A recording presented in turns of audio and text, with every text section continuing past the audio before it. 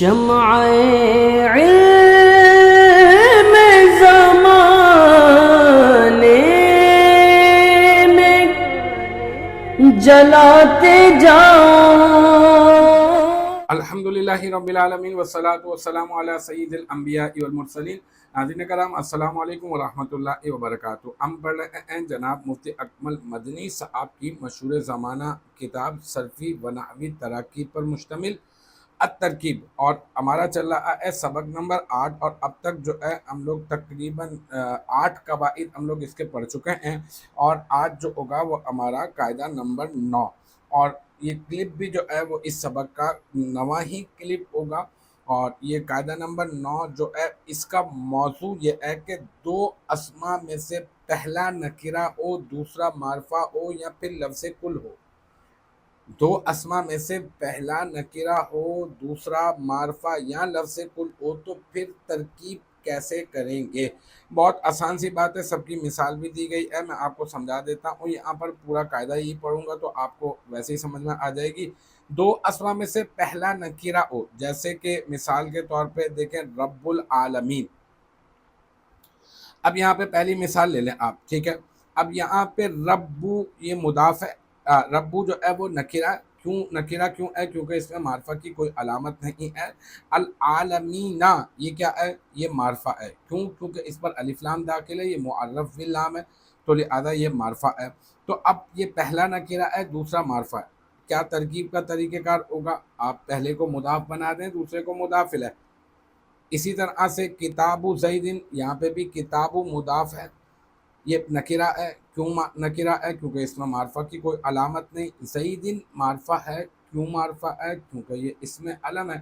یہ میں نے ابتدا میں آپ کو بتایا تھا نا کہ اس طرح سے ہم لوگ اپنے آپ سے بار بار سوال کر کے جو ہے وہ ترکیب کریں گے نا، تو پھر یہ ہوگا کہ ہمارے لیے ترکیب کرنا آسان ہوگی۔ تو کتاب یہ کیا ہے؟ نکرہ، اور نکرہ کیوں ہے؟ کیونکہ معرفہ کی کوئی علامت نہیں۔ زیدن معرفہ ہے، کیوں معرفہ ہے؟ کیونکہ یہ اسم علم ہے، خاص نام ہے۔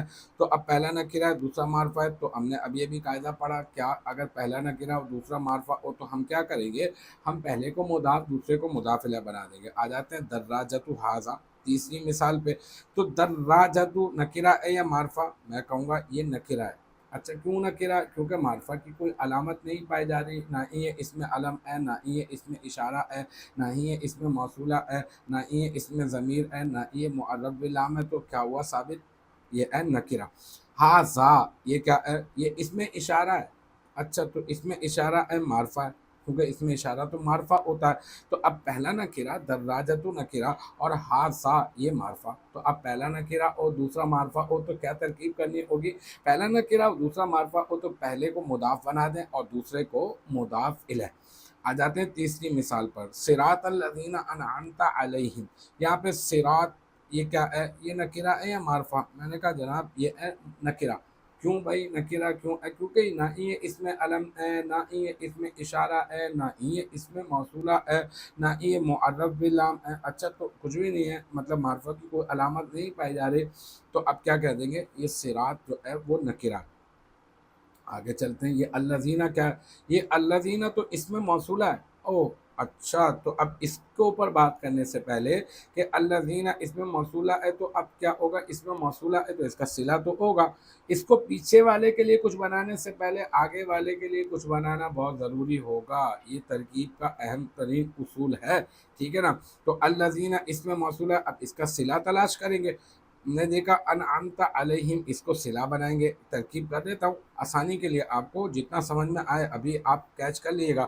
تو انعمت، تو یہ انعمت صیغہ واحد جو ہے وہ مذکر حاضر، اس میں تا ضمیر مرفوع متصل بارز اس کا فاعل، علی حرف جر ہم مجرور، جار اپنے مجرور سے مل کر، انعمت فعل کا ظرف لغو، پھر انعمت فعل اپنے فاعل اور ظرف لغو سے مل کر جملہ فعلیہ خبریہ ہو کر، الذین اسم موصولہ کا صلہ، اب الذین اسم موصولہ اپنے صلہ سے مل کر اب بنا ہے معرفہ، تو اس کا مطلب یہ صراط نکرہ ہے اور الذین انعمت علیہم یہ معرفہ ہے۔ تو پہلا نکرہ اور دوسرا معرفہ ہو تو کیا ترکیب کریں گے؟ آپ نے کیا بنانا ہے؟ پہلے کو مضاف اور دوسرے کو مضاف الیہ، تو اس طرح سے یہ مرکب اضافی ہو جائے گا۔ پھر آ جاتے ہیں کہ اگر نکرہ کے بعد اگر لفظ کل آ جائے، یہ تو نکرہ کے بعد معرفہ آئے نا سارے. اب میں نے کہا تھا کہ ہمارا موضوع ہے اگر نکرہ کے بعد معرفہ آ جائے یا لفظ کل آ جائے. تو اب لفظ کل کی مثال دے رہے ہیں، جیسے ذلو کلی طلابن. اب یہاں پہ ذلو یہ نکرہ ہے. بھائی کیوں نکرہ ہے؟ کیونکہ نہ ہی یہ اس میں علم ہے، نہ ہی یہ اس میں اشارہ ہے، نہ ہی یہ معرف باللام ہے، نہ ہی یہ اس میں ضمیر ہے. تو بس ٹھیک ہے بھائی، یہ نکرہ ہے کیونکہ معرفہ کی کوئی علامت نہیں پائی جا رہی. اور کلی طلابن، یہ کلی مضاف ہے اور طلابن مضاف الیہ، کیونکہ لفظ کل ہمیشہ مضاف ہی ہوتا ہے. تو اب طلابن مضاف الیہ ہے، مضاف اپنے مضاف الیہ سے مل کر مرکب اضافی ہو کر ذلو مضاف کا مضاف الیہ. تو اب ایک ذلو نکرہ کے بعد لفظ کل آ گیا تو آپ نے لفظ کل کو مضاف بنانا ہے، لیکن آپ نے مضاف الیہ بنانا ہے کس کے لیے؟ پیچھے کے لیے. اور یہ تو ہم جانتے ہی ہیں کہ یہ مضاف بھی ہوتا ہے آگے کے لیے، تو لہٰذا آگے کے لیے مضاف اور پیچھے کے لیے آپ نے مضاف الیہ بنا کر اس طرح سے آپ نے ترکیب کرنی ہوگی. تو قاعدہ نمبر 9 ایک مرتبہ دوبارہ سے خلاصتاً میں آپ کو بتا دیتا ہوں، اور الحمدللہ ہم لوگ پڑھ چکے ہیں، بہت آسان ہو جائے گا اب تو یہ ساری مثالیں حل کرنے کے بعد. کہ بھئی اگر ایسا ہو کہ پہلا نکرہ ہو اور دوسرا معرفہ ہو، مثلا معرف باللام جیسے کہ رب العالمین، یا پھر اس میں علم جیسے کتاب زیدن، اور جیسے اس میں اشارہ جیسے دراجۃ ھذا، جیسے اس میں موصول جیسے صراط الذین انعمت علیہم، یا لفظ کل ہو یعنی نکرہ کے بعد جیسے ذلو کلی طلابن. تو اگر ایک نکرہ کے بعد معرفہ یا پھر لفظ کل آ جائے تو پہلے کو مضاف دوسرے کو مضاف الیہ بنائیں بس. اینڈ مجھے امید ہے یہاں تک کی بات آپ کی سمجھ میں آ گئی ہوگی انشاءاللہ تبارک و تعالی. نیکسٹ ٹائم اگلی ویڈیو اگلی کلاس کے ساتھ ملاقات ہوگی. جب تک آپ اپنا بہت بہت خیال رکھیے گا. وآخر دعوانا ان الحمدللہ رب